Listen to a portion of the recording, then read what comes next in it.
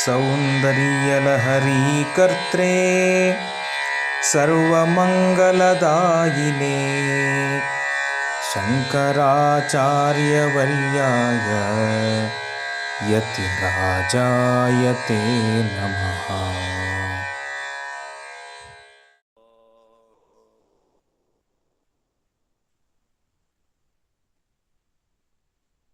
ഓം സഹനാവവതു സഹനൗ ഭുനക്തു സഹ വീര്യം കരവാവഹൈ തേജസ്വിനാവധീതമസ്തു മാ വിദ്വിഷാവഹൈ. ഓം ശാന്തി ശാന്തി ശാന്തി.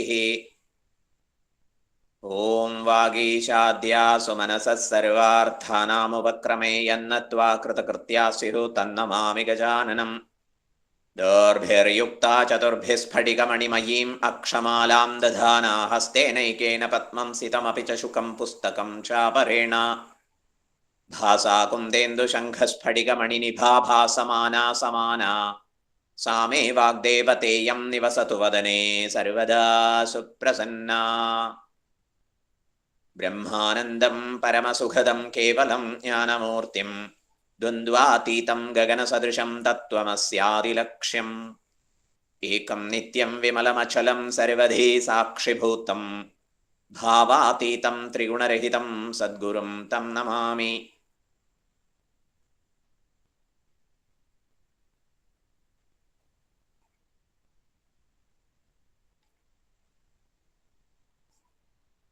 സൗന്ദര്യലഹരീ കർത്രേ സർവമംഗളദായിനേ ശങ്കരാചാര്യവർയായ യതിരാജായ തേ നമഃ. സർവ അഭീഷ്ടപ്രദായിനിയായ ത്രിപുര സുന്ദരിയുടെ ജഗദംബയുടെ കാരുണ്യാതിരേകത്തെ സമാശ്രയിക്കാൻ ഏവരെയും പ്രചോദിപ്പിക്കുന്ന അതിസുന്ദര കൃതിയാണ് സൗന്ദര്യ ലഹരി. ഇത് മനോഹരമാണ്. മനസ്സിനെ ഹരിക്കുന്ന പ്രകാരം സൗന്ദര്യ ലഹരി എന്ന സ്തോത്ര കൃതിയിൽ ശ്രീമദ് ശങ്കര ഭഗവത് പാദർ അനുസരിച്ചിരിക്കുന്നു.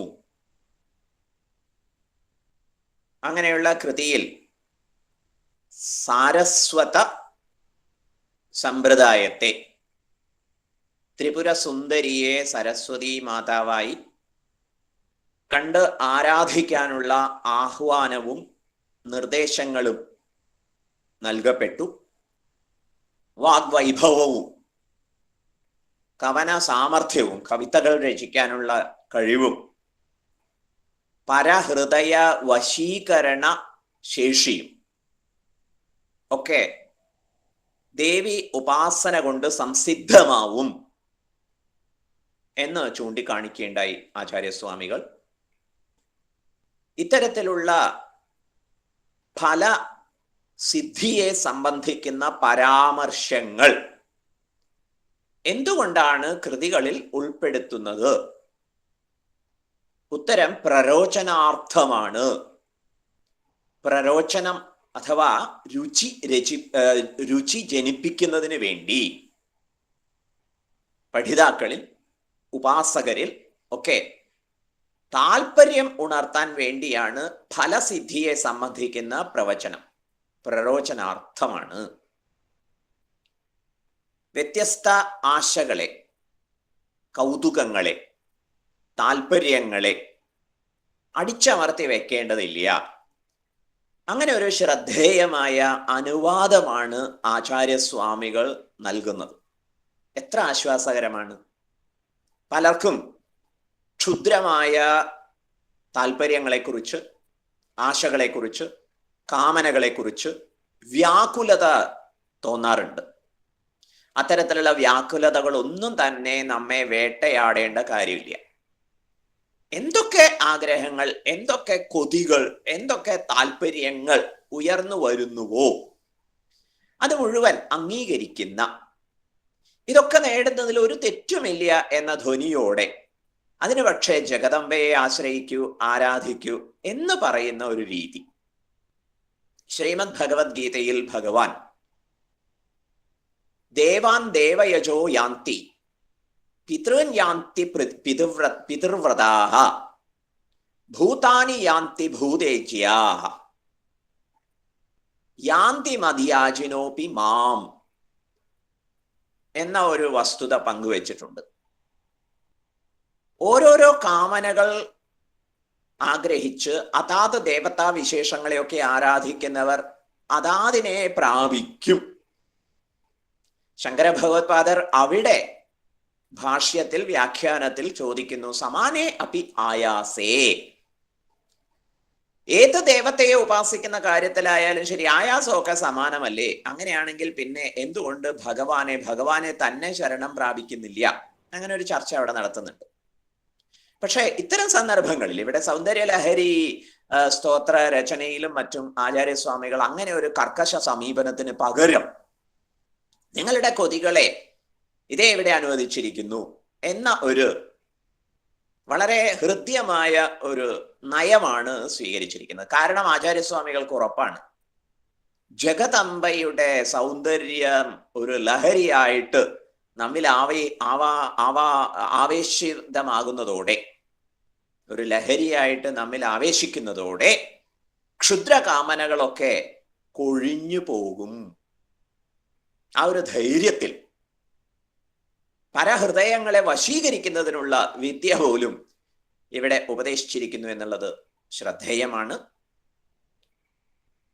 ബാക്കിയെല്ലാം ജഗദംബയുടെ ആരാധനയുമായി ബന്ധപ്പെട്ടുണ്ടാകുന്ന ആഴമുള്ള സാക്ഷാത്കാരത്തിന്റെ ദൃഷ്ടിയിൽ പരഹൃദയ വശീകരണമൊക്കെ നിസ്സാരമാണ് എന്ന് ചൂണ്ടിക്കാണിച്ചിരിക്കുന്നു. തുടർന്ന് മറ്റൊരു സിദ്ധി വിശേഷത്തെ 20ാമത്തെ ശ്ലോകത്തിൽ ആചാര്യസ്വാമികൾ അറിയിക്കുന്നു. ദേവി ഉപാസന കൊണ്ട് സംസിദ്ധമാകുന്ന മറ്റൊരു സിദ്ധി, ഒരു പവർ. കിരന്തീമംഗേഭ്യ കിരണനികുരുംബാമൃതരസം ഹൃദിത്വാമാധത്തെ ഹിമകരശിലാമൂർത്തിമിവയഃ സസർപ്പാണാന്തർപ്പം ശമയതി ശകുന്താധിപൈവ ജ്വരപ്ലുഷ്ടാൻ ദൃഷ്ട്യാ സുഖയതി സുധാധാരസിരയാ യഹ അംഗേഭ്യഃ. ദേവിയുടെ അവയവങ്ങളിൽ നിന്നൊക്കെ ഉതിരുന്ന കിരണനികുരുംബാമൃതരസം, അമൃതരസം വമിപ്പിക്കുന്ന കിരണങ്ങൾ. കിരന്തീം, അതിങ്ങനെ വർഷിച്ചുകൊണ്ടിരിക്കുമ്പോൾ, അങ്ങനെ വർഷിച്ചുകൊണ്ടിരിക്കുന്നതായ ഹിമകരശിലാമൂർത്തിം ഇവ, ചന്ദ്രകാന്തശില പോലെ. ചന്ദ്രകാന്തശില ശുഭ്രവർണ്ണമാണ്. അത് നിലാവിൽ ഒരു ദ്രവം ഇങ്ങനെ ഒഴുക്കുമത്രേ. അതുപോലെ സുന്ദരിയായ ദേവിയുടെ മൂർത്തിഭാവത്തിൽ നിന്ന്, ആവിഷ്കൃത ഭാവത്തിൽ നിന്ന് അമൃത സമാനമായി അനുഗ്രഹ കിരണം വർഷിക്കപ്പെടുന്നു. ചന്ദ്രകാന്ത ശിലയിൽ നിന്ന് ആ ഒരു ദ്രവം ഒഴുകി വരുന്നത് പോലെ ദേവിയുടെ രൂപം മുഴുവൻ ഈ ഒരു അനുഗ്രഹ കിരണ വർഷത്താൽ സമ്പന്നമാണ്. അങ്ങനെയുള്ള ദേവിയെ ത്വാം ഹൃതി, ആര് ഹൃദയത്തിൽ ധ്യാനിക്കുന്നുവോ, അങ്ങനെയുള്ള അമ്മയെ ഹൃദയത്തിൽ ധ്യാനിക്കുന്നവർക്ക് ലഭിക്കാവുന്ന ഒരു സിദ്ധിയെ സംബന്ധിച്ച് പറയുന്നു. സഹ ശകുന്താധിപഃ സർപ്പാണാം ദർപ്പം ശമയതി ഇവ. അവർക്ക് പ്രത്യേക സിദ്ധിവിശേഷം കൈവരുന്നു. എന്താ സിദ്ധിവിശേഷം? എപ്രകാരമാണോ ശകുന്താധിപഃ ഗരുഡൻ, പക്ഷികളുടെ ഇന്ദ്രൻ അല്ലെങ്കിൽ പക്ഷികളുടെ രാജാവ്, ചക്രവർത്തിയായിട്ടുള്ള ഗരുഡൻ എപ്രകാരമാണോ സർപ്പാണാം ദർപ്പം ശമയതി, സർപ്പങ്ങളുടെ അഹന്തയെ ഗരുഡൻ ശമിപ്പിക്കും വിധം ഈ ദേവി ഉപാസകർക്ക് സുധാസാരസിതയാ ദൃഷ്ട്യാ ജ്വരപ്ലുഷ്ടാൻ സുഖയതി. ഇവർക്ക് വന്നു ചേർന്ന സാമർഥ്യം കൊണ്ട് അവർക്ക് എന്തു സാധിക്കുന്നു? അവരെ സുഖിപ്പിക്കുന്നു എന്ന് പറയുക. എന്തിനെ സുഖിപ്പിക്കുന്നു? ജരപ്ലുഷ്ടന്മാരെ, ജ്വരരോഗം കൊണ്ട്, ജ്വരപ്ലുഷ്ടന്മാരെ, ജ്വരരോഗം കൊണ്ട് ബുദ്ധിമുട്ടുന്നവരെ ഇവരൊന്ന് നോക്കിയാൽ മതി, അതോടുകൂടി അവരുടെ ജ്വരബാധ അകന്നുപോകും. എപ്രകാരം അകന്നു പോകുന്നാണെങ്കിൽ, ഗരുഡൻ സർപ്പ ദർപ്പത്തെ അകറ്റുന്നത് പോലെ ഈ ദേവി ഉപാസകരുടെ സാമർഥ്യത്തെ ഇവിടെ സൂചിപ്പിക്കുന്നു, വർണ്ണിക്കുന്നു. ഇങ്ങനെ ദേവിയെ എപ്രകാരമാണോ ചന്ദ്രകാന്ത ശിലയിൽ നിന്ന് ദ്രവം ഒഴുകി വരുന്നത്, ഇതുപോലെ ദേവിയുടെ സകല അവയവങ്ങളിൽ നിന്നും അമ്മയുടെ കരുണാർദ്രമായ ഭാവകിരണം പ്രസരിക്കുന്നു. അങ്ങനെ ദേവിയെ ധ്യാനിക്കുന്നവരെ സംബന്ധിച്ചിടത്തോളം അവർക്ക് കൈവരുന്ന സിദ്ധി എന്താ? സിദ്ധി ജ്വരപ്ലുഷ്ടന്മാരെ, ജ്വരബാധ ഉണ്ടായിട്ടുള്ള ആളുകളെ ഇവരൊന്ന് ശ്രദ്ധിക്കുകയാണെങ്കിൽ അവരുടെ ആ ഒരു ജ്വരബാധ അകലും.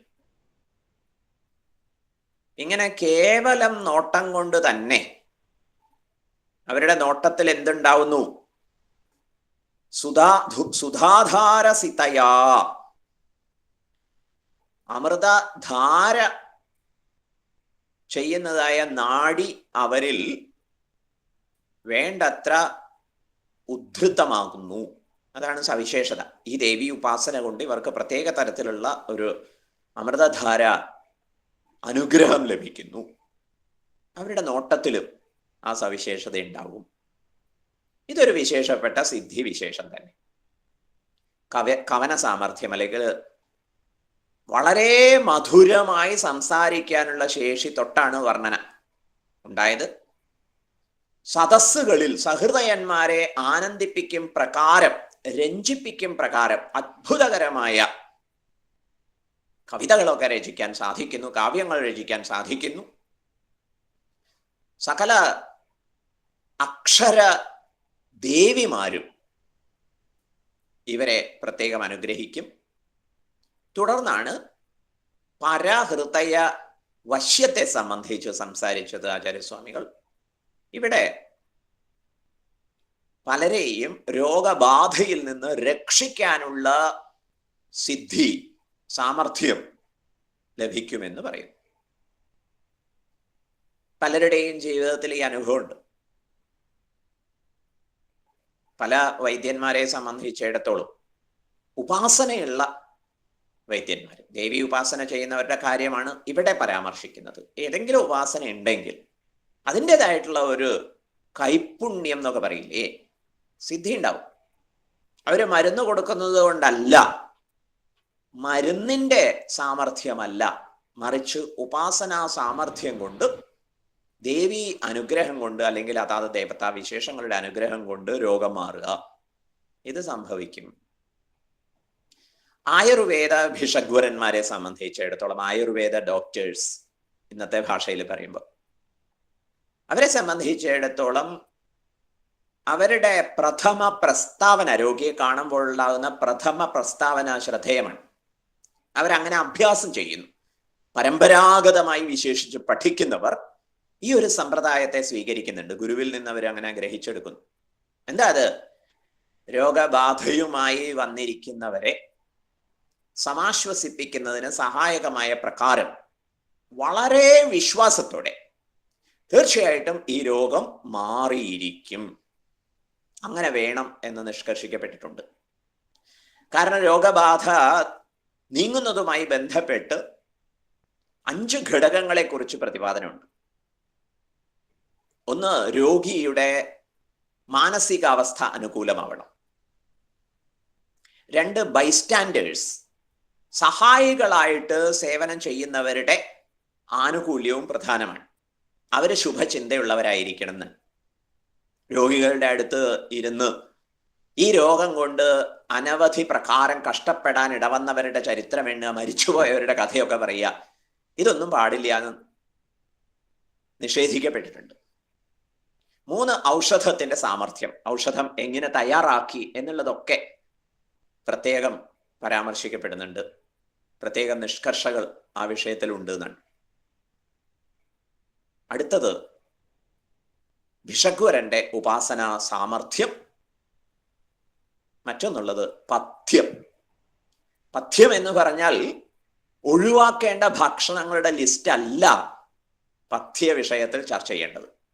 പഥ്യം എന്ന് പറഞ്ഞാൽ ഉപകാരമാകുന്നത്, ഗുണകരമാകുന്നത്, അങ്ങനെയുള്ള ഭക്ഷണങ്ങൾ കണ്ടെത്തി അത് സ്വീകരിക്കുന്നതാണ് പഥ്യ സമ്പ്രദായം. പഥ്യത്തെ അനുസരിക്കുക, പഥ്യത്തെ അവലംബിക്കുക എന്ന് പറഞ്ഞാൽ അതാണ് അർത്ഥം. അല്ലാതെ ഉപേക്ഷിക്കുന്നതിന്റെ ലിസ്റ്റ് എണ്ണി പറയലല്ല. അത് നമ്മൾ വികലമായിട്ട് ധരിച്ചു പോവുക. പഥ്യമുണ്ട്, അതുകൊണ്ട് ഇത് കഴിക്കാൻ പറ്റില്ല എന്നല്ല പറയേണ്ടത്. ഇതൊക്കെയാണ് പഥ്യം, ഇതൊക്കെയാണ് കഴിക്കേണ്ടത്, ഈ ഒരു രോഗാവസ്ഥയിൽ ഇതൊക്കെയാണ് കഴിക്കേണ്ടത് എന്നാണ് മനസ്സിലാക്കേണ്ടത് എന്ന് പറയും. ഇവിടെ പറയാൻ ഉദ്ദേശിച്ചത് രോഗം മാറുക എന്നുള്ളത് കേവലം ഔഷധത്തിൻ്റെയോ അല്ലെങ്കിൽ ഈ ഒരു കൃത്യമായി രോഗത്തെ അനലൈസ് ചെയ്ത് ഡയഗ്നോസ് ചെയ്ത് കണ്ടുപിടിക്കുന്നതിന്റെ മാത്രം സാമർഥ്യമല്ല. അതിലുപരി ഉപാസകനായ ഒരു ഭിഷഗ്വരന്റെ പ്രത്യേക സിദ്ധിയും വിഷയമാവുന്നുണ്ട്. അത്തരത്തിലുള്ള ഒരു സിദ്ധിയെക്കുറിച്ച് ഇവിടെ വർണ്ണിക്കുന്നു. ഇത് മറ്റുള്ളവർക്ക് ഉപകാരം ചെയ്യും എന്നുള്ളത് കൊണ്ട് ഗുണകരമാണ്. നേരത്തെ ഒരാളെ തനിക്ക് അടിമയാക്കി മാറ്റിയെടുക്കുന്നതിനേക്കാൾ ശ്രേഷ്ഠമായിട്ടുള്ള ഒരു സിദ്ധിയാണിത്, സംശയമില്ല. ഇങ്ങനെ നമ്മൾ ഉയരും, അതാണ് സൂചിപ്പിക്കുന്നത്. ഇങ്ങനെ നമ്മൾ ക്രമത്തിൽ ഉയർന്നു പോവും. ഇരിക്കട്ടെ, സിദ്ധികളെ എങ്ങനെയാണ് സമീപിക്കേണ്ടത്? സിദ്ധികൾ വന്നു ചേരും. ഇത്തിരി ഒരു ഉപാസനയൊക്കെ ഉണ്ടെങ്കിൽ നമുക്ക് വീട്ടിൽ ഒരാൾ വിരുന്ന് വരുന്നുണ്ടെങ്കിൽ ആ വിവരമൊക്കെ നേരത്തെ അറിയും. ഇതുപോലെ നമ്മുടെ പല പ്രസ്താവനകളൊക്കെ സത്യമായിട്ട് മാറും, പ്രവചനങ്ങളൊക്കെ സത്യമായിട്ട് മാറും, തോന്നലുകളൊക്കെ സത്യമായിട്ട് മാറുന്ന അവസ്ഥയൊക്കെ ഉണ്ടാവും. അങ്ങനെയൊക്കെ വരുന്ന സമയത്ത് വളരെ ജാഗ്രത പുലർത്തണം എന്ന് ആചാര്യന്മാർ പറയും. അതിലൊന്നിലും നമ്മൾ കുരുങ്ങി പോകരുത്, വീണ്ടും അവിടെ നിന്ന് മുന്നോട്ട് പോയിക്കൊള്ളുന്നുണ്ട്. ശ്രീരാമകൃഷ്ണ പരമഹംസരുടെ ഒരു ഗംഭീര ദൃഷ്ടാന്തമുണ്ട്. ഒരാള് ഒരു സ്ഥലത്ത് കുഴിച്ച സമയത്ത്, ഖനനം ചെയ്യാന്നല്ല പറയുക, ഇരുമ്പ് ധാരാളം കണ്ടെത്തിയത്. അപ്പൊ അദ്ദേഹത്തോടൊരു ദേശികൻ, ദിശ പറഞ്ഞ് കൊടുക്കുന്ന ആളെയാണ് ദേശികൻ എന്ന് പറയുക. അദ്ദേഹത്തോടൊരു ദേശികൻ ഉപദേശിച്ചു എന്നാണ്, കുറച്ചുകൂടി അപ്പുറത്തേക്ക് പോയി കുഴിച്ചോളൂ. അങ്ങനെ അദ്ദേഹം കുറച്ചുകൂടി അപ്പുറത്ത് പോയി കുഴിച്ച സമയത്ത് അവിടെ വെള്ളി കണ്ടു. വീണ്ടും അദ്ദേഹം പറഞ്ഞു, ഇനി പോകൂ, സ്വർണം കണ്ടു എന്നിങ്ങനെ കഥ പുരോഗമിക്കുന്നു. ആശയം ഇതാണ്, എവിടെയും നമ്മൾ കുരുങ്ങി പോകരുത്, കുടുങ്ങി പോകരുത്. ചരൈവേദി സാധന വിഷയത്തിൽ, ഉപാസന വിഷയത്തിൽ നമുക്ക് മുന്നോട്ട് പോയിക്കൊണ്ടേയിരിക്കാം. അങ്ങനെ വരുമ്പോൾ തുച്ഛമായിട്ടുള്ള കാമനകളൊക്കെ പരിഗണിച്ചു എന്നുള്ളത് കൊണ്ട് നമുക്കൊരു സ്വാസ്ഥ്യം ഉള്ളിൽ അനുഭവപ്പെടും. ഏതെങ്കിലും ഒരു ആഗ്രഹം തെറ്റെന്ന് ആരംഭിച്ചു കഴിഞ്ഞാൽ അത് വല്ലാത്തൊരു കോൺഫ്ലിക്റ്റ് സമ്മാനിക്കുന്നു നമുക്ക്. അതുകൊണ്ട് എല്ലാ ആഗ്രഹങ്ങളും ശരി, പക്ഷെ അതിനേക്കാൾ ശരിയുണ്ട് എന്നതുകൊണ്ട് നമ്മൾ മുന്നോട്ട് പോകുന്നു. അതാവട്ടെ സമീപനം. 21-ാമത്തെ ശ്ലോകം. തടില്ലേഖാ തന്വീം തപന ശശി വൈശ്വാനരമയീം നിഷണ്ണാഷണ്ണാമപ്യുപരി കമലാനാം തവ കലാം മഹാപത്മാടവ്യാം മലമായേന മനസാ മഹാന്തഃ പശ്യന്തോ ദധതി പരമാഹ്ലാദലഹരീം. തടില്ലേഖാ തന്വീം, ജഗദംബയുടെ സൗന്ദര്യാതിശയത്തെ പല പ്രകാരം വർണ്ണിക്കും.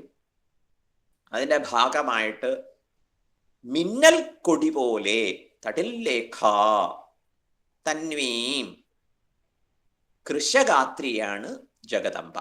മിന്നൽ കൊടി പോലെ വളരെ ശോഭായമാനമായ ശരീരത്തോടു കൂടി അവൾ കൃശഗാത്രി. സൗന്ദര്യത്തിന്റെ നിദർശനമായിട്ട് കൃശഗാത്രിത്വം പറയാറുണ്ട്. മെലിഞ്ഞ ശരീരം.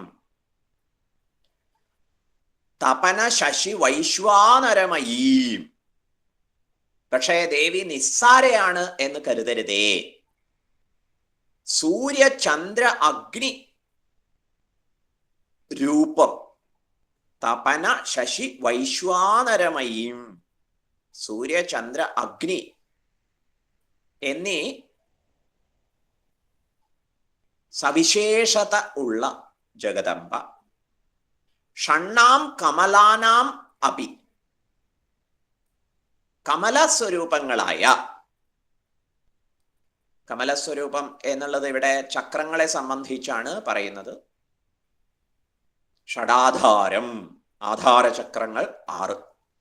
അവിടെയൊക്കെ കമലങ്ങൾ വിന്യസിക്കപ്പെട്ടിട്ടുണ്ട്. ചക്രത്തിൽ ഇത്ര കമലങ്ങൾ, താമരകൾ, താമരദളങ്ങൾ അടയാളപ്പെടുത്തും. അപ്പൊ അപ്രകാരം ഷണ്ണാം കമലാനാം അപി, കമലസ്വരൂപങ്ങളായിട്ടുള്ള ഈ ആധാര, മൂലാധാരം തുടങ്ങി 6 ചക്രങ്ങൾ. അതിനും ഉപരി മേൽഭാഗത്ത് ഈ 6 ചക്രങ്ങളിൽ 3 അഗ്നിപ്രഭാവം. സൂര്യൻ, ചന്ദ്രൻ, അഗ്നി ഇപ്രകാരം വിന്യസിച്ചിരിക്കുന്നു. 2 ചക്രങ്ങൾക്ക് അഗ്നി, പിന്നെ 2 ചക്രങ്ങൾക്ക് സൂര്യൻ, പിന്നെ 2 ചക്രങ്ങൾക്ക് ചന്ദ്രൻ എന്നീ കൽപ്പനകൾ, അതിൻ്റെ പ്രഭാവം. ഇതിനൊക്കെ ഉപരിയായിട്ട് മഹാപത്മാടവ്യാം. ഇപ്പൊ വ്യഷ്ടി ശരീരത്തെ പരിഗണിക്കുന്ന സമയത്ത് മൂലാധാരം തുടങ്ങി മുകളിലേക്ക് സഹസ്രാര പത്മം വരെ 6 ചക്രങ്ങൾ ഉള്ളതിനെ കുറിച്ച് നമ്മൾ കണ്ടിട്ടുണ്ട്. ആ ചക്രങ്ങളുമായി ബന്ധപ്പെടുത്തി ദളകൽപ്പനകളും നമ്മൾ മനസ്സിലാക്കിയിട്ടുണ്ട്. അങ്ങനെ ഏറ്റവും മുകളിൽ സഹസ്രാര പത്മം, അനേക കോടി താമരകൾ എന്ന സങ്കല്പം, അല്ലെങ്കിൽ സഹസ്രദളമുള്ള പത്മം, സഹസ്രാര പത്മം. അവിടെ കർണികാര സ്ഥാനത്ത് നിഷണ്ണാം ഇരിക്കുന്നവളായ ജഗദംബ. തവ കലാം, ബൈന്ദവീ കല, അവിടെ ബിന്ദുസ്ഥാനമായിട്ട് ജഗദംബയെ അടയാളപ്പെടുത്തുന്നു. സഹസ്രാര പത്മത്തില് മധ്യസ്ഥമായിട്ടുള്ള ബിന്ദു, അവിടെയാണ് ജഗദംബയെ ധ്യാനിക്കേണ്ടത്. അങ്ങനെ വർത്തിക്കുന്ന ജഗദീശ്വരി. മൃതിതമലമായേന, നശിപ്പിക്കപ്പെട്ടതായ മലവും മായയും. മനസ്സിന്റെ 2 ദോഷങ്ങളാണ് മലം, മായ.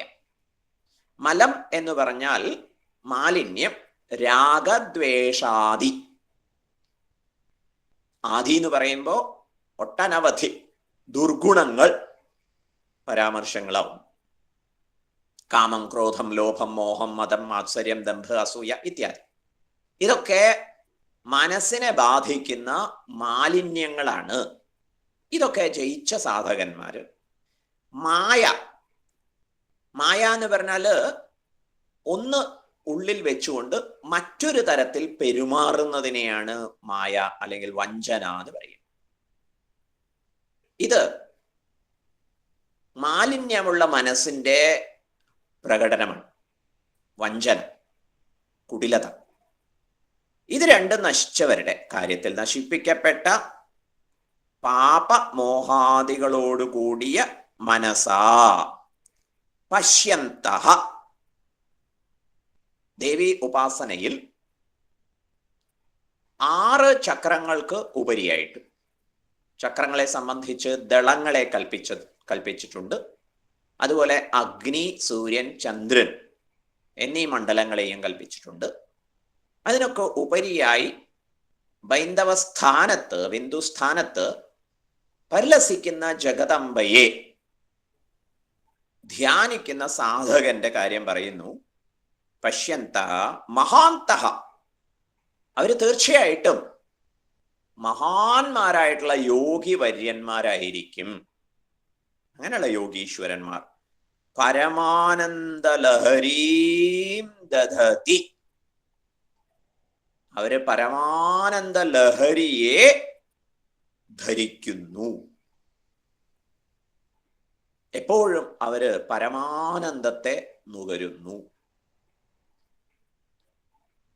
ചക്രധ്യാനമൊക്കെ ചെയ്ത്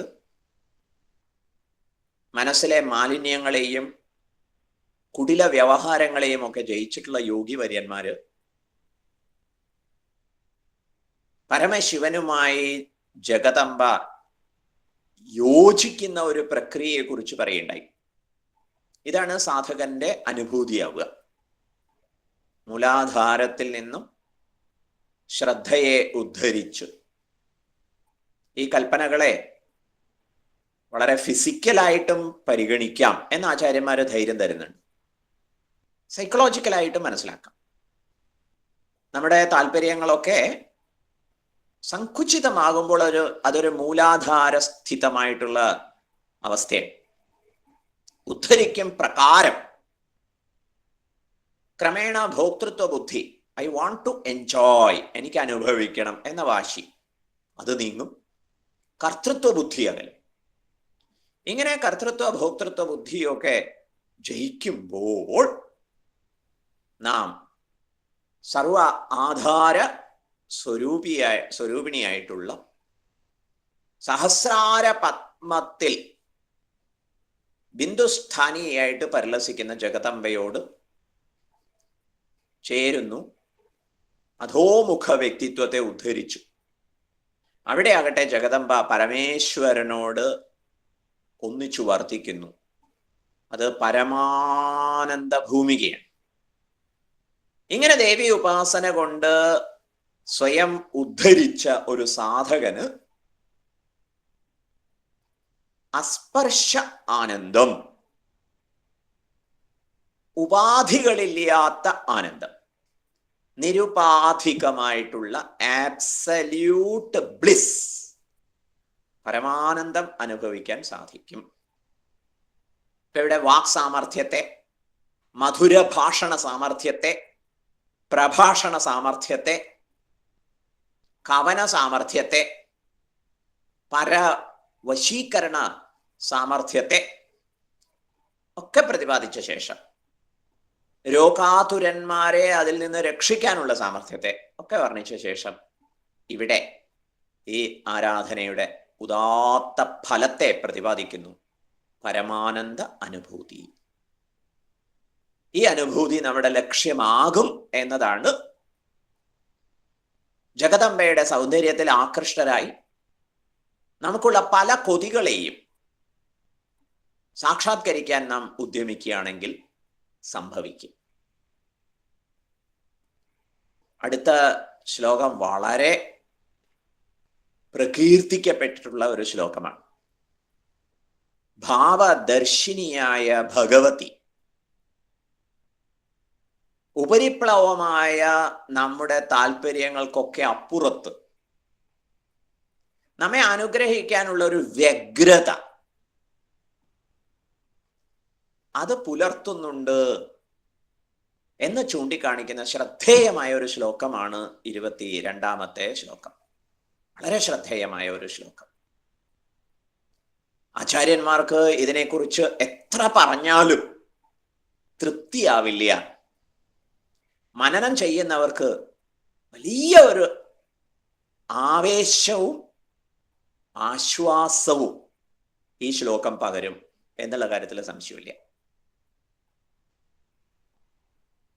ഭവാനി ത്വം ദാസേ മയി വിതര ദൃഷ്ടിം സകരുണാം ഇതി സ്തോതും വാഞ്ഛൻ കഥയതി ഭവാനി ത്വമിതി യഃ തദൈവ ത്വം തസ്മൈ ദിശസി നിജ സായുജ്യ പദവീം മുകുന്ദ ബ്രഹ്മേന്ദ്ര സ്ഫുടമകുട നീരാജിത പദാം. ഹേ ഭവാനി, പരമേശ്വരന്റെ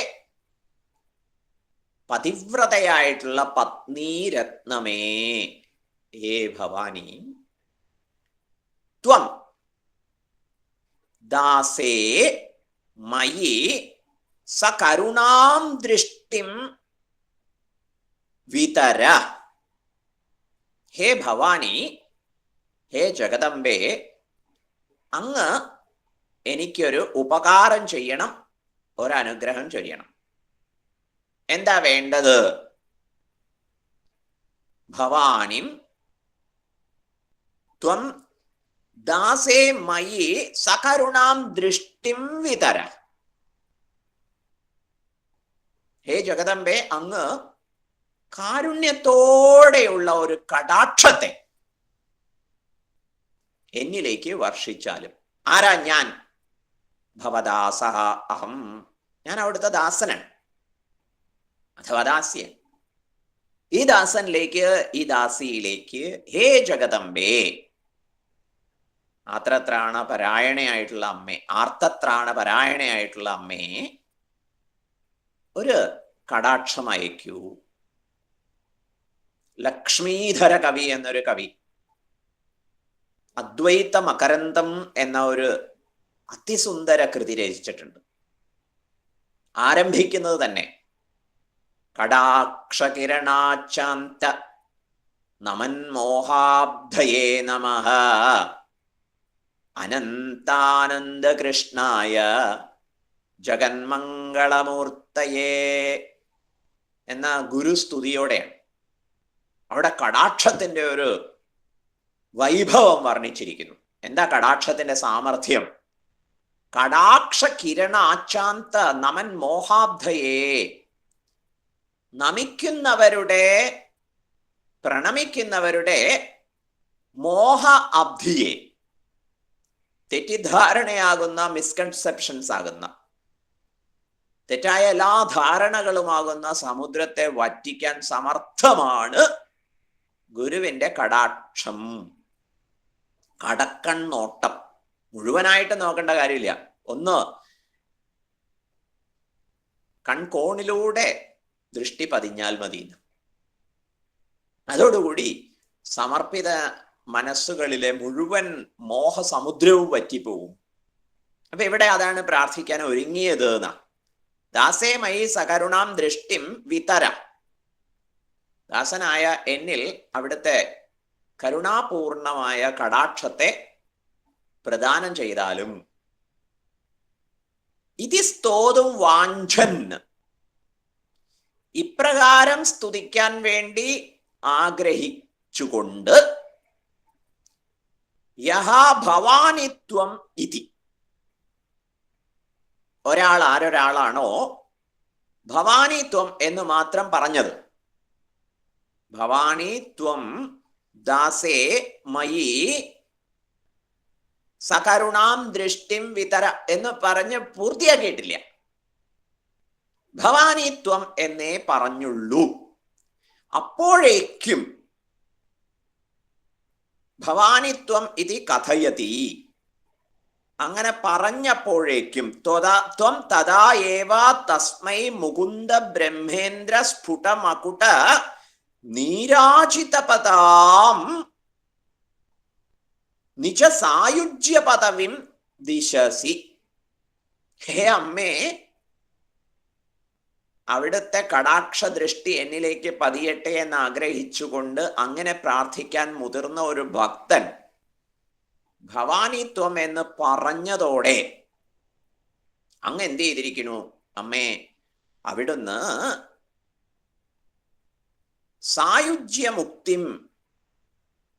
സായുജ്യമുക്തിയെ പ്രദാനം ചെയ്യുന്നു. ത്വം തഥാ ഏവ തസ്മൈ, അപ്പോൾ തന്നെ ആ ഭക്തനായിക്കൊണ്ട്, ഉപാസകനായിക്കൊണ്ട് ചെയ്യുന്ന ഉപകാരം എന്താ? അത് മുകുന്ദ ബ്രഹ്മേന്ദ്ര സ്ഫുട മകുട നീരാചിത പദാം നിജ സായുജ്യ പദവി. അമ്മയുടെ പാദപത്മങ്ങളുടെ അതിഗംഭീരമായ വർണ്ണനയെ ചെയ്തിരിക്കുന്നു. എങ്ങനെയുള്ള പാദപത്മങ്ങളോടൊത്തവളാണ് അമ്മ? മുകുന്ദനും വിഷ്ണുവും, മുക്തിപ്രദാതാവായിട്ടുള്ള ഭഗവാനും, അതുപോലെ സ്രഷ്ടാവും മുകുന്ദ ബ്രഹ്മ ഇന്ദ്രനും ദേവേന്ദ്രനും, ഇവരുടെയൊക്കെ കിരീടം ജഗദംബയെ നമിക്കുന്നത് കാരണം ജഗദംബയുടെ പാദപത്മങ്ങൾക്ക് പ്രത്യേക ശോഭയുണ്ടാവും. ഇവരുടെ കിരീടത്തിന്റെ ശോഭ അതിങ്ങനെ പ്രസരിക്കും.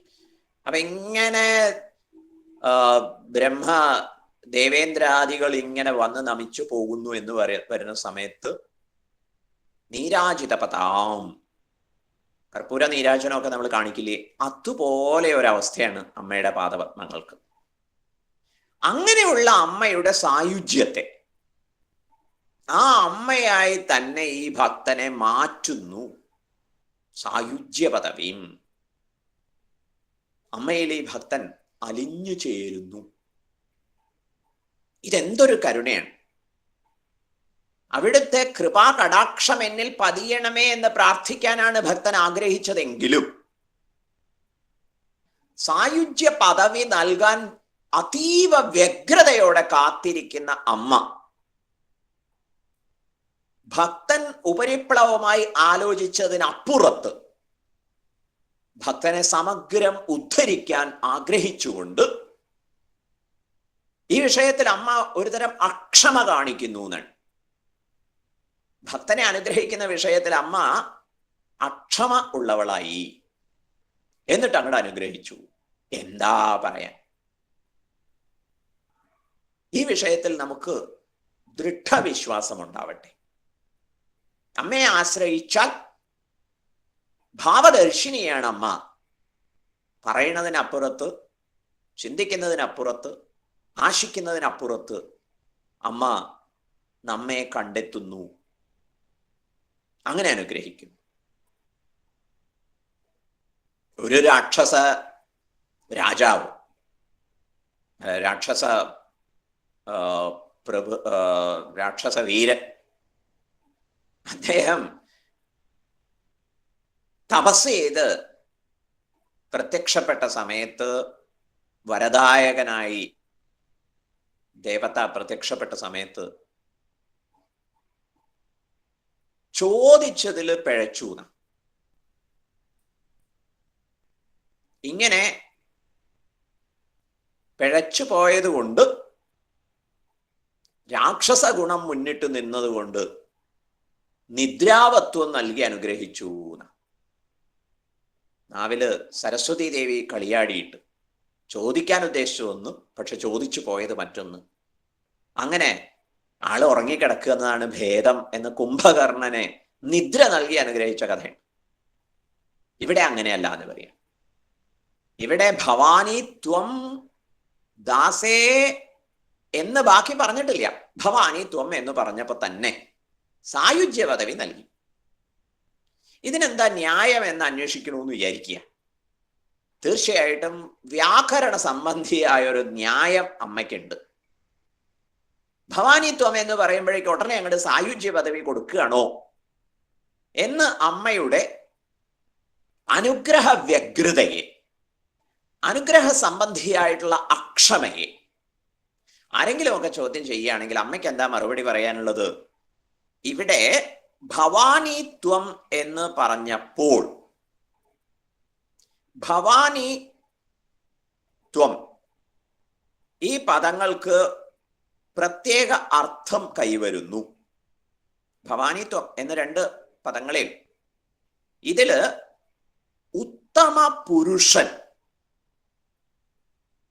ലോട്ട്, ഉപയുക്തമായിട്ടുള്ള വ്യാകരണ സംബന്ധിയായിട്ട് ഇവിടെ ഭവാനി എന്ന ശബ്ദത്തെ പരിഗണിക്കുന്ന സമയത്ത് അഹം ത്വം ഭവാനി, ഇവിടെ അഹം എന്ന കർത്തൃ ശബ്ദം അണ്ടർസ്റ്റുഡ് ആയിട്ട് എടുക്കാം.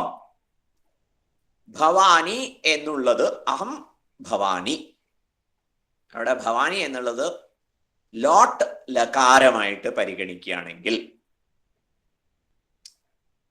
ഹേ ത്വം ജഗദംബേ അഹം ഭവാനി, ഞാൻ ഇങ്ങനെ ഭവിക്കട്ടെ, അങ്ങായി ഭവിക്കട്ടെ എന്ന് ഭക്തൻ പറഞ്ഞു. എന്നാൽ അങ്ങനെ ആവട്ടെ എന്ന് ജഗദംബ അനുഗ്രഹിച്ചു. ലകാരം എന്ന് പറയുന്നത് കാലവാച്ചികളായിട്ടുള്ള പ്രയോഗങ്ങളാണ്. ദശലകാരങ്ങൾ സംസ്കൃതത്തിൽ സവിശേഷമായിട്ട് വർണ്ണിക്കപ്പെടും. സംസ്കൃത വ്യാകരണത്തിൽ ഇത് വളരെ ഗൗരവമുള്ള വിഷയമാണ്. ഭവാനി എന്ന് പറഞ്ഞപ്പോൾ ഭവിക്കട്ടെ എന്നതിൻ്റെ ലോട്ട് ലകാരമാണ് ഉത്തമ പുരുഷനിൽ അത് പ്രയോഗിക്കപ്പെട്ടിരിക്കുന്നു. അഹം ത്വം ഭവാനി. ഇങ്ങനൊരു ഭക്തൻ യാചിച്ചാൽ, പ്രാർത്ഥിച്ചാൽ ഉടനെ അത് സാക്ഷാത്കരിച്ചു കൊടുക്കണ്ടേ? ഈ വരം ഉടനെ പ്രദാനം ചെയ്യണ്ടേ? അതുകൊണ്ട് അനുഗ്രഹ കാര്യത്തിൽ അക്ഷമയുള്ള കരുണാമയിയായ ജഗദംബ ഭവാനി ത്വം, അവിടെ വരം ചോദിച്ചു എന്ന് വിചാരിച്ചിട്ട് സായുജ്യ പദവി നൽകുന്നു. അങ്ങനെയുള്ള ജഗദംബയുടെ പാദപത്മങ്ങൾ മുകുന്ദനും ബ്രഹ്മാവും ഇന്ദ്രനും ഒക്കെ നിത്യ വന്ദനം ചെയ്യുന്ന പാദപത്മങ്ങളാണ്. അതുകൊണ്ട് ഇവരുടെ കിരീടത്തിൽ നിന്നു വഴിഞ്ഞൊഴുകുന്ന ശോഭ കൊണ്ട് അമ്മയുടെ പാദങ്ങൾ പ്രകാശമാനമാവും. അതിങ്ങനെ കർപ്പൂര നീരാജനം കാണിക്കുന്നത് പോലെ അനുഭവപ്പെടുന്ന അങ്ങനെയുള്ള അമ്മ സായുജ്യ പദവി നൽകാൻ അക്ഷമയോടെ കാത്തിരിക്കുന്നു. പോരേ ചോദിക്കുക. അതുകൊണ്ട് ഈ ശ്ലോകം വളരെ ശ്രദ്ധേയമായിട്ട് പരിഗണിക്കുന്നു. അനിച്ഛന്നപി സംസ്പൃഷ്ടോ ദഹത്യേവ ഹി പാവക എന്ന ഒരു പരാമർശം അനുബന്ധമായി ആലോചിക്കാം. അനിച്ഛന്നപി, ആഗ്രഹമില്ലെങ്കിൽ പോലും അഗ്നിസ്പർശം കൊണ്ട് ദഹത്യേവ ഹി പാവക, പാവകൻ ദഹിപ്പിക്കുക തന്നെ ചെയ്യും. അഗ്നിയെ തൊട്ടാൽ അഗ്നി ദഹിപ്പിക്കും. ആഗ്രഹിക്കാതെ പോലും, ആഗ്രഹം വേണമെന്ന് നിർബന്ധമില്ല. വിപരീതാത്മകമായ ദൃഷ്ടാന്തം. മറ്റൊരു ദൃഷ്ടാന്തമാണ് വിഷം. വിഷമെന്ന് അറിഞ്ഞില്ല, മരിക്കണമെന്ന് ആഗ്രഹിച്ചില്ല, പക്ഷെ വിഷം കഴിച്ചു കഴിഞ്ഞാലോ മരണം സംഭവിക്കുന്നു. ഇതുപോലെയാണ് ഭവാനിത്വം. ഇങ്ങനെ പറയുമ്പോഴേക്ക് അനുഗ്രഹിക്കാൻ തയ്യാറായ അമ്മയുടെ കാരുണ്യത്തെക്കുറിച്ച് എന്ത് പറയാൻ? അതുകൊണ്ട് നമുക്ക് വളരെ ധൈര്യപൂർവകം അമ്മയെ ആശ്രയിക്കാൻ സാധിക്കട്ടെ. ഇവിടെ ജഗദംബ വലിയൊരു അനുഗ്രഹത്തെ നൽകുന്നു. ഭക്തന്റെ പ്രാർത്ഥനയെ ജഗദംബ എങ്ങനെയാണ് കൺസിഡർ ചെയ്യുന്നത്? ഹേ അമ്മേ, ഞാൻ അങ്ങാവട്ടെ. ഇതൊരു മഹാവാക്യ സംബന്ധിയായ പരാമർശമായിട്ടും വ്യാഖ്യാനിക്കും. ഞാൻ അങ്ങാവട്ടെ എന്നൊരു ഭക്തൻ പറഞ്ഞു എന്ന് ഭഗവതി കൽപ്പിക്കുമ്പോൾ എന്താ അതിൻ്റെ ഒരു ആഴം? ഞാനെന്ന ഭാവം അത് തോന്നായിക വേണം എന്ന പ്രാർത്ഥനയ്ക്ക് അനുബന്ധമായിട്ട് അയ്യോ തോന്നാതിരിക്കണില്ല, ആ ഒരു താന്തോന്നിത്തരം, ഞാനെന്ന ഭാവം ഇങ്ങനെ തോന്നുന്നല്ലോ എന്ന് വിഷമിക്കുന്നവരെ ആശ്വസിപ്പിച്ചുകൊണ്ടാണ് എഴുത്തച്ഛൻ അഖിലം ഞാനിതെന്ന വഴി തോന്നിക്കോട്ടെ, എല്ലാം ഞാനാണ്, ആ പ്രകാരം ചിന്തിക്കാൻ സാധിക്കട്ടെ എന്ന് അനുഗ്രഹിക്കുന്നത്, അല്ലെങ്കിൽ അങ്ങനെ ഒരു അനുവാദം നൽകുന്നത്. അത് ശ്രദ്ധേയല്ലേ? ആ നിലയ്ക്ക് നമ്മൾ അങ്ങോട്ട് ഉയർന്നു വെച്ചാൽ അമ്മ സായുജ്യ പദവി, അമ്മയുടെ തന്നെ ആ ഒരു താതാത്മ്യം അത് നമുക്ക് പകർന്നു തന്ന് അനുഗ്രഹിക്കും. 23-ാമത്തെ ശ്ലോകം. ത്വയാ ഹൃത്വാ വാമഃ വപുരപരിതൃപ്തേന മനസാ ശരീരാർദ്ധം ശംഭോ അപരമപി ശങ്കേ ഹൃതമഭൂത് യതേതത്ത്വദ്രൂപം സകലമരുണാഭം ത്രിനയനം കുജാഭ്യാമാനമ്രം കുടിലശശിചൂടാലമകുടം. ഒരു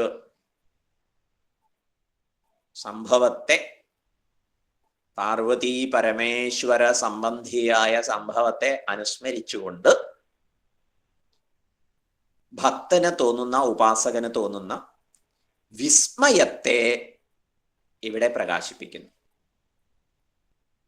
അർദ്ധശരീരം പരമേശ്വരൻ പാർവതീ ദേവിക്ക് പകുത്തു നൽകി.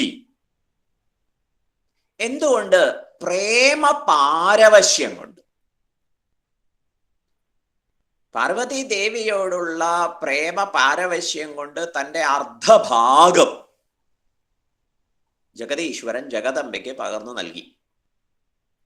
അങ്ങനെയാണ് അർദ്ധനാരീശ്വര സങ്കല്പം. അർദ്ധനാരീശ്വര സങ്കല്പത്തിൽ ഒരു പാതി പരമശിവൻ, മറുപാതി പാർവതി. ചിത്രീകരിക്കുന്ന സമയത്ത് അത് ഭംഗിയായിട്ട് വരച്ച് കാണിക്കും. ഒരു ഭാഗത്ത് കുട്ടമുണ്ട്, ചന്ദ്രകലയുണ്ട്, ഗംഗ ദേവി അവിടെ അധിവസിക്കുന്നു, ത്രിനയനത്തിന്റെ ഒരു അർദ്ധഭാഗം കാണാം, പിന്നെ മസിലൊക്കെയുള്ള ശരീരഭാഗം,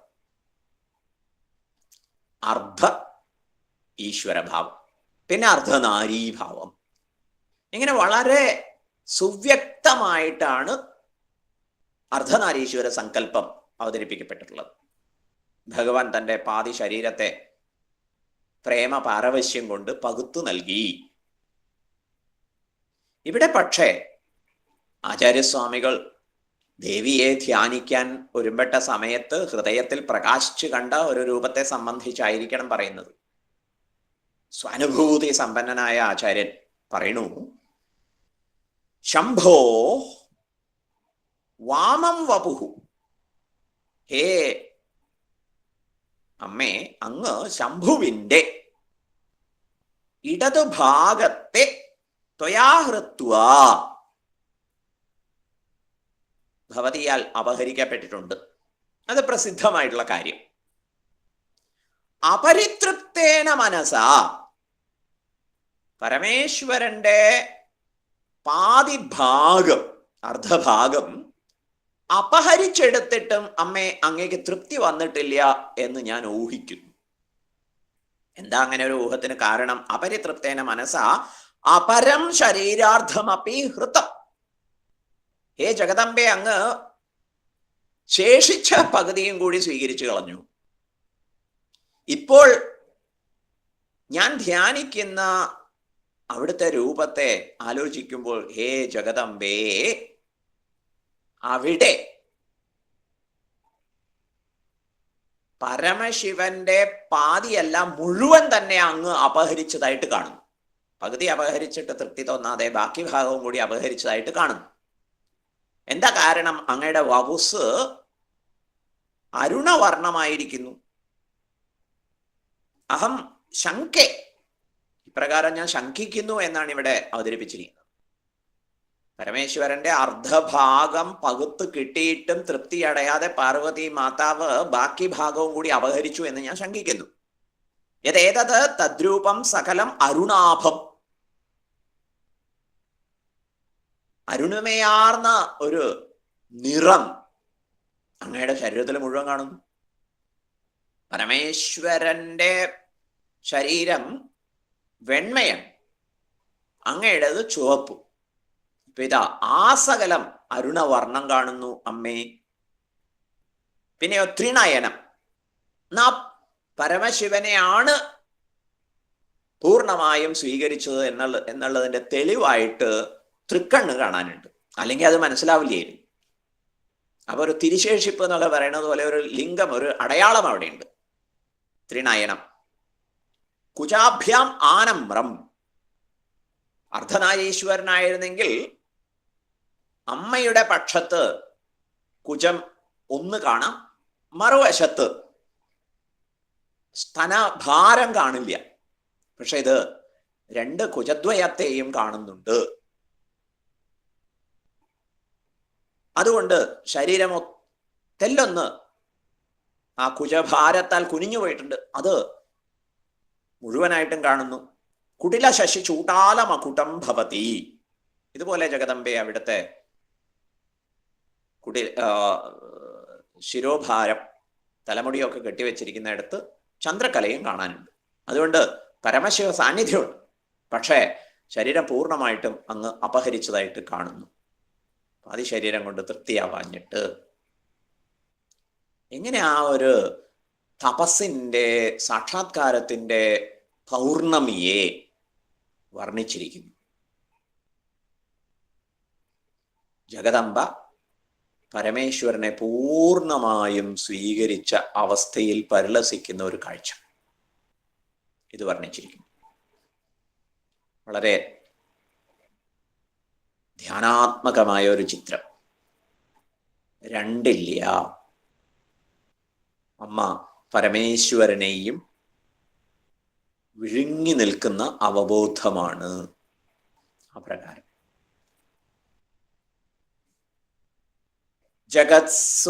ജഗത്സൂതേ ധാത ഹരിരവതി രുദ്രക്ഷപയത്തെ തിരസ്കുർവന്നേതത് സ്വമപി വപുരീശസ്ഥിരയതി സദാ പൂർവഃ സർവം തദിദമനുഗൃഹ്ണാതി ച ശിവഃ തവാജ്ഞാമാലംബ്യ ക്ഷണചലിതയോർഭ്രൂലതികയോഃ. ജഗദംബയുടെ അനുഗ്രഹം കൊണ്ടാണ് സൃഷ്ടിസ്ഥിതി സംഹാരാദികളും തിരോഭാവവും അനുഗ്രഹവും. പഞ്ചകൃത്യങ്ങളാണ് ജഗദംബ അനുഗ്രഹം കൊണ്ട് ഇവിടെ നിർവഹിതമാകുന്നത്.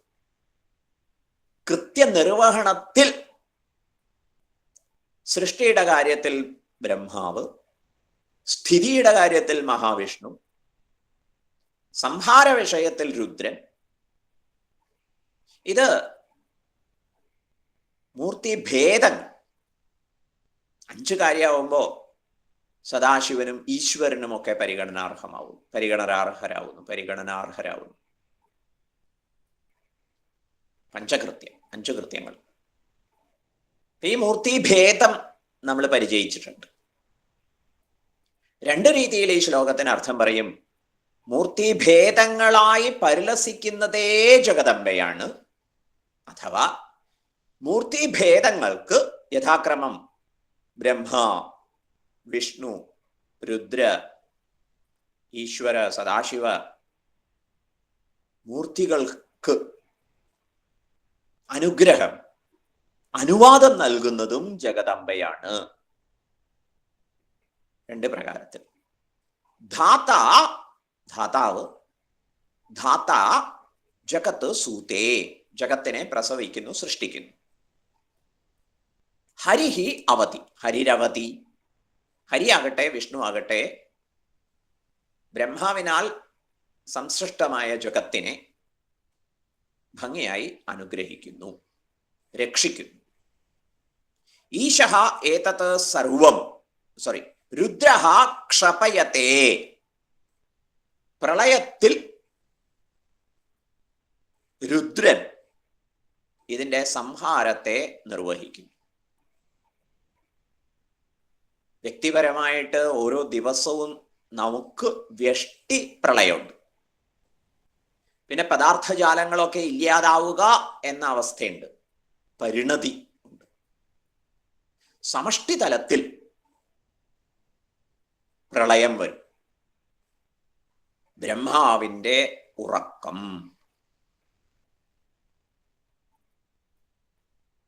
ഇങ്ങനെ പ്രളയത്തെ സംബന്ധിച്ച് നൈമിത്തിക പ്രളയം, നിത്യപ്രളയം എന്നിങ്ങനെയൊക്കെയുള്ള കൽപ്പനകൾ അനവധിയുണ്ട്. ഇതൊക്കെ നിർവഹിക്കുന്നത് രുദ്രദേവനാണ്. എവിടെ നിന്ന് കിട്ടുന്നു കരുത്ത് എന്നാണെങ്കിൽ ജഗദംബയുടെ കരുത്താണ്. അഥവാ ബ്രഹ്മാവായി, വിഷ്ണുവായി, രുദ്രനായി നിർദ്ദിഷ്ട ദൗത്യങ്ങളൊക്കെ നിർവഹിക്കുന്നത് ജഗദംബ തന്നെയാണ്. 2 പ്രകാരം. രുദ്രഃ ക്ഷപയത്തെ, ഈശഃ ഏതത് സർവം തിരസ്കുറുവൻ സ്വം വപുഃ അപി തിരയതി. മഹാപ്രളയത്തിൽ ഈ ഉപസംഹരിക്കപ്പെട്ടതായിട്ടുള്ള സകലത്തിനെയും രുദ്രൻ സംഹരിച്ച ലോകങ്ങളെ മുഴുവൻ ഈശ്വരൻ എന്ത് ചെയ്യുന്നു? തിരസ്കുറുവൻ, പൂർണ്ണമായും മറച്ച ശേഷം സ്വവപുഹു അപി, തന്നെയും വിലയിപ്പിക്കുന്നു. ഇങ്ങനെ ആധാരഭൂതമായ തത്വത്തിൽ കോസ്മിക് സമഷ്ടി പ്രപഞ്ചവും വിലയിക്കുന്നു. അങ്ങനെ എല്ലാം വിലയിക്കപ്പെട്ട അവസ്ഥയിൽ ജഗദംബ മാത്രം ശുദ്ധപ്രകാശമായി ജ്വലിക്കും. അതിന്റെ പരാമർശങ്ങളൊക്കെ ധാരാളമുണ്ട്. സംവപുരപി തിരയതി, മറയ്ക്കുന്നു. സദാ പൂർവ ശിവ, ഇനി സദാശിവന്റെ ദൗത്യമാണ്. സദാ എന്ന വിശേഷണം പൂർവത്തിൽ ഉള്ള ശിവൻ, സദാശിവൻ, എപ്പോഴും മംഗളകാരിയായിട്ടുള്ള മംഗളസ്വരൂപിയായിട്ടുള്ള പരമശിവൻ സദാശിവനാകട്ടെ, തദിദം സർവം തവ ക്ഷണചലിതയോഹോ ഭ്രൂലതികയോഹോ ആജ്ഞാം ആലംബ്യ അനുഗൃഹാതി. ഈ പ്രപഞ്ചത്തെ മുഴുവൻ സദാശിവൻ അനുഗ്രഹിക്കുന്നു. എങ്ങനെ അനുഗ്രഹിക്കുന്നു? ഭവതി, ഹേ അംബേ, അങ്ങയുടെ ഭ്രൂലതികയോഹോ ആജ്ഞാം ആലംബ്യ ക്ഷണചലിതയോഹോ. ജഗത്തിനെ സംബന്ധിച്ച് സൃഷ്ടിസ്ഥിതി ലയങ്ങളൊക്കെ നിർവഹിതമാകുന്നതിന് പിറകിൽ ജഗദംബയുടെ ഉന്മേഷ നിമിഷോത്പന്ന ലളിതാ സഹസ്രനാമത്തിൽ വർണ്ണിക്കും. ജഗദംബ കണ്ണ് തുറക്കുമ്പോൾ സൃഷ്ടി, കണ്ണടയ്ക്കുമ്പോൾ പ്രളയം. ഇങ്ങനെ അമ്മയുടെ ഭ്രൂചലനം, പുരികക്കൊടിയുടെ ചലനത്തിൽ അധിഷ്ഠിതമാണ് പ്രപഞ്ച സൃഷ്ടിസ്ഥിതി സംഹാരാദികൾ, തിരോഭാവവും അനുഗ്രഹവും. ഇതൊക്കെ അമ്മേ അവിടുത്തെ കേവലം ഭ്രൂചലനത്തിനനുസരിച്ച് ഇവരൊക്കെ നിർവഹിക്കുന്നു. ഇങ്ങനെ സകല കർമ്മപ്രയാണങ്ങൾക്കും ആവിഷ്കാര തിരോഭാവങ്ങൾക്കും സൃഷ്ടി സ്ഥിതി സംഹാര തിരോഭാവ അനുഗ്രഹാദികൾക്കും ഒക്കെ, അനുഗ്രഹത്തിനും ഒക്കെ കാരണഭൂതമായിരിക്കുന്നത് ജഗദംബയുടെ ഭ്രൂചലനമാണ്. അമ്മയുടെ ദൃഷ്ടിയിൽ നിന്ന് നോക്കുമ്പോൾ ഇതൊക്കെ എത്രയോ എത്രയോ നിസ്സാരം. ആശ്രയിക്കുന്ന ഉപാസകരെ സംബന്ധിച്ചിടത്തോളം ഒന്നിനെക്കുറിച്ചും വ്യാകുലപ്പെടേണ്ട കാര്യമില്ല. കാരണം സദാനന്ദ സ്വരൂപിണിയായ സൗന്ദര്യാതിശയത്തിൽ പ്രസിദ്ധയായിട്ടുള്ള അമ്മയുടെ അധീനതയിലാണ് എല്ലാം. അങ്ങനെയാണെങ്കിൽ ആ അമ്മയെ ആശ്രയിക്കുന്നവർക്ക് എന്ത് വ്യാകുലത പുലർത്താനുണ്ട്? എല്ലാ വ്യാകുലതകളും പരിഭ്രമങ്ങളും ഭയങ്ങളും ആശങ്കകളും ജഗദംബയുടെ പാദത്തിൽ ധൈര്യമായിട്ട് സമർപ്പിക്കാം. കാരണം ആ അമ്മയുടെ കേവലം ഈക്ഷണം കൊണ്ടാണ്, കൺമിഴി തുറക്കലും അടയ്ക്കലും കൊണ്ടാണ് സൃഷ്ടിസ്ഥിതി സംഹാരാദികളൊക്കെ നടക്കുന്നത്. അങ്ങനെയുള്ള അമ്മയെയല്ലേ ആശ്രയിക്കേണ്ടത്? ആപതി കിംകരണീയം, ഈ ജഗദംബയെയാണ് ആശ്രയിക്കേണ്ടത് എന്ന ഗംഭീര സന്ദേശം. പ്രകൃതം തുടരുന്നു. ബാക്കി നമുക്ക് അടുത്ത ദിവസം ശ്രദ്ധിക്കാം. ഹരി ഓം. ജയ ജയ ശിവദയിതേ ഹരിഹര വിരിഞ്ചനുത ചരിതേ കാരയ മാം കൃതപുണ്യം തവ ഗുണഗാനരതം മഹിതേ തവ ഗുണഗാനരതം മഹിതേ. സഹസ്രാരകമലേ സതതം വിഹരരഹസി ധന്യേ ശിവാകാര നിജമഞ്ച വിലസിതേ ചിദാനന്ദമുദിതേ ശരണ്യേ ചിദാനന്ദമുദിതേ.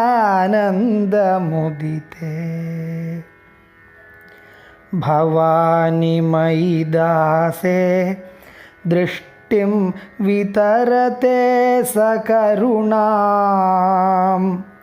നിജസായുജ്യപദൈകവിതരണാം നിഖിലദുഃഖതരണാം ऐहिकनिखिलदुःखतरणाम् भवतु मे विलसितं सपर्याविरचनं तव शिवे समकरनिपातहिमकरसमानदृशा स्नपय कृपया मामपि दृशा स्नपय कृपया अनेन धन्यमिमं मन्ये धरणिधरसुकन्ये तव स्तन्यमधुरास्वादनसुख निरस्तान्यविषयं कुरु मां निरस्तान्यविषयम् त्वदीयमपि वचनं गदतो मदीयमिव वचनं स्वकीयसलिलैः सागरतर्पणसमं जननि विदितं सकलं समं जननि विदितम् जय जय शिवदयिते हरिहरविरिञ्चनुतचरिते कारय मां कृतपुण्यं तव गुणगानरतं महिते तव गुणगानरतं महिते।